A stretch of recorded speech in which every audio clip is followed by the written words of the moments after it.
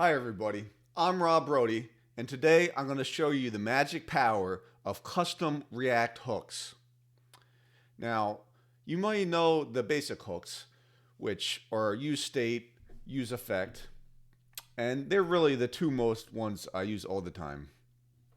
But did you know you can make your own custom hooks? And today, to show that, I'll give you a basic demo showing you the power. And one of the hooks I'm going to show you was made on this site here. I just copied their code directly. So I'll go to this URL for some great other hooks. But today I'm going to show you a use debounce hook. And I'll just show you why that's important right now. So here's an application I made. It's basically an image search. So you can type in a keyword and it will come back with images. So let's take a look. Without using Debounce, I have it set up just to search for cat. Now, in the app here on the right, you can see all the pictures came back. Great, everything looks fine. But if you look behind the scenes, you can see over here in your development tools that it actually made 3 calls to the API behind the scenes. It really didn't need to make this first one or the second one. Really, when the user stopped typing cat, that's when we could have made the search.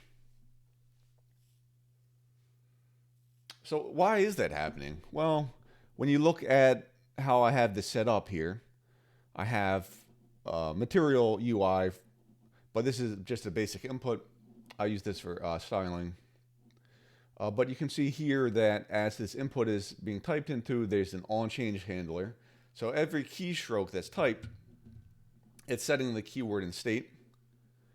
Up here in the state for keyword, you can see it's going right to the image search API and making those calls every single time that's changing.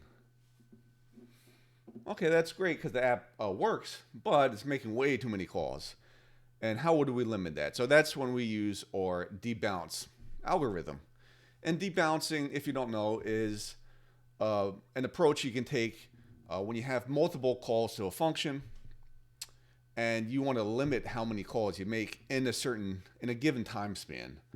So this hook, without even reading the internals of it, you can understand it if you know about debounce. You can see it takes a value and a delay in milliseconds. So I want to delay all these keyword searches by half a second. That's 500 milliseconds. And with hooks, you can use this logic here and pass it the keyword, and you get back a debounced value. That's kind of a lot to take in if you haven't seen this before, but really, if you break it down, this debounce keyword is just a string that is of the keyword, but as soon as you stop typing, it will be populated. And once that's populated, I can then use this debounce keyword to put into here, and you'll see that happen right now. So here's the keyword. So this first keyword on the web page, you can see this is what I'm typing in this first piece of state. This debounce keyword is this one here. So if you watch closely, I'm going to remove the keyword. Now, as I type, you'll see that the keyword is refreshed very quickly, but the debounce keyword will be populated as soon as I stop typing. So here we go. Cat.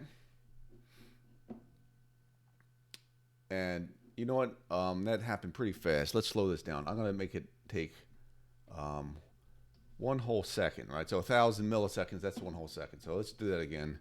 That went too fast for me. So here we go. I'm going to do cat. Oh, you know what? Sorry. Yeah, sorry, everybody. I forgot to change my code. So that is the way it works now, right? So if I take the debounce value returned and pass that to my API and try that one more time. Now when I type cat,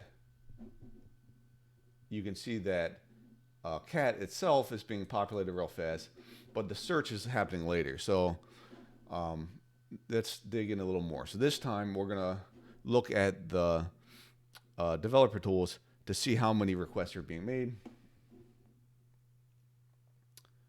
And I'll bump this up to 5 seconds. Right. Let's see. Let's really exaggerate this so we can see this happening real time. See, now I cleared it all out. You can see that cat was staying as the debounce keyword for 5 seconds. Now I'm going to type it again. You can see that cat is populated, but the debounce keyword is not populated. 5 seconds later, it did. Right. And sorry, I'm going to do this multiple times so you can see the point. Now I'm going to remove the cat keyword. Takes 5 seconds, clears it up. Now again, I'm going to type it, and you'll see that these get populated. And now that I cleared out these network requests, you should only see one network request come in. Type cat very slowly. 5 seconds later, it populates the cat keyword. And now you can see it is only one request. Pretty cool. Now, with this, the way I have it set up, I can take this hook and save it to maybe like a folder in my app called hooks, and just make a new file called use debounce and put that function in there. Then I can import it into whatever component I want. And just with this one line, I have those magic powers to debounce my keyword. Pretty cool.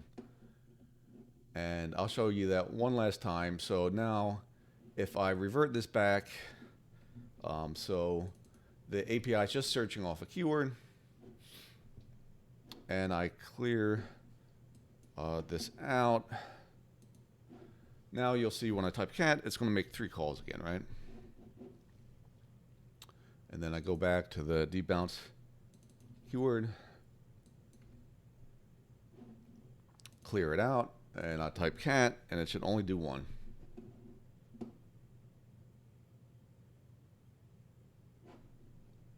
I went too fast. I didn't let it clear out.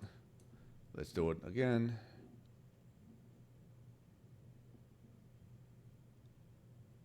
There you go. Now it's cleared out.